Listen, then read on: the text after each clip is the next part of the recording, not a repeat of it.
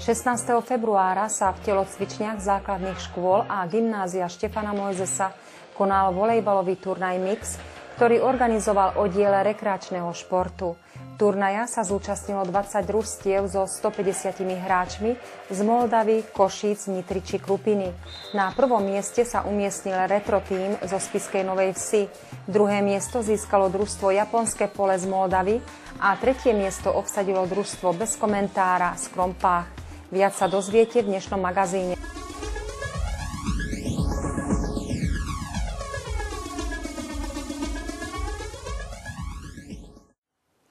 Milí televízni diváci, vítam vás pri sledovaní slovenského magazínu.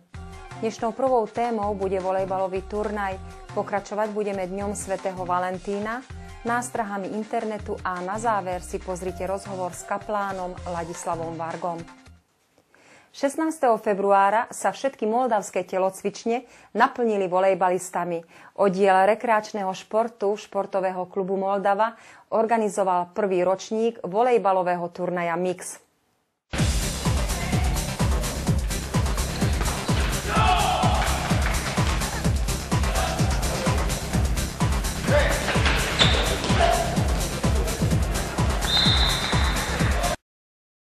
...150 volejbalistov v 20 tímoch zavítalo do Moldavy na volejbalový turnaj. Športovci z okolia sa do nášho mesta veľmi radi vracajú vďaka skvelej organizácii oddielu rekreačného športu. Volejbalový turnaj amatérov naštartovali všetkých týchto tunák, ktorí prišli z Krupiny, z Nitry a zo Šadia, lebo oni chodia, tiež sú to amatéri, ale tunák môže hrať každý. Snad sa dobre cítia a preto aj prišli sem.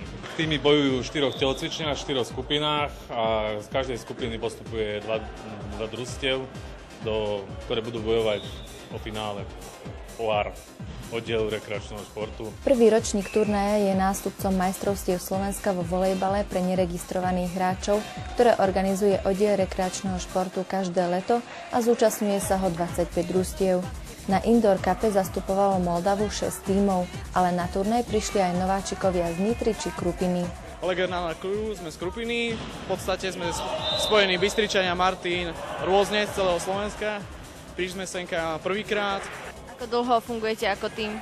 No, teraz sme to prvýkrát takto zložili, ešte sme neboli niekde spolu takto. Ako ste spokojní s organizáciou, keďže ste tu prvýkrát? Zatiaľ to je fajn.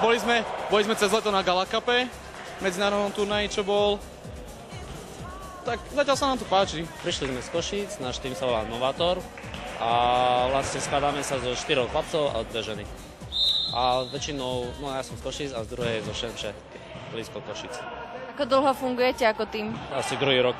Ste v Moldave prvýkrát?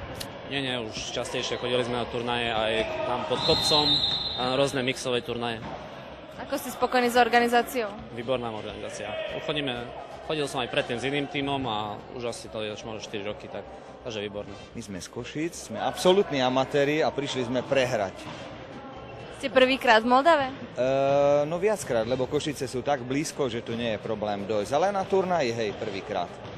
Ako sa vám tu páči, ako ste spokojní s organizáciou? Super, videli sme, že sa robí guláš, takže zahráme si a ideme na guláš.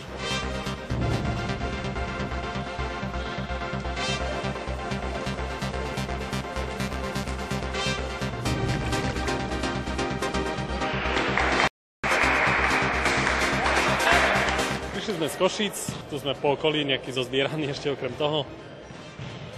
Bývalí hráči niektorí, ale väčšinou amatéri. Chodíte pravidelne tu do Moldavy na volejbalové turnaje? No veľmi často, je nám to dobre, tak preto veľmi často a radi tu chodíme. Ako ste spokojní s organizáciou? Organizácia je fajn, je to super, je to dobrý guláš, dobre si zahráme a stretneme priateľov. My sme zo Spišskej Novej Vsi a voláme sa Retro Team, pretože sme niekedy hrávali volejbal, tak sme oprašili botasky a začali sme hrať takéto turnajíky. Ste prvýkrát v Moldave? Prvýkrát, áno. Tu Retro Team ešte ani netušil, že bude stáť na stupni víťazov. Druhé miesto získalo družstvo Japonské pole z Moldavy a tretie miesto obsadilo družstvo Bez komentára z Krompách. Po namáhavých zápasoch čakal na súťažiacich výdatný guláš. Turnaj sa uskutočnil záštitou mesta Moldava a za pomoci športového centra Arena. Najbližšia akcia oddielu rekreačného športu sa uskutoční 3. marca, kedy odštartuje Moldavská bežecká liga.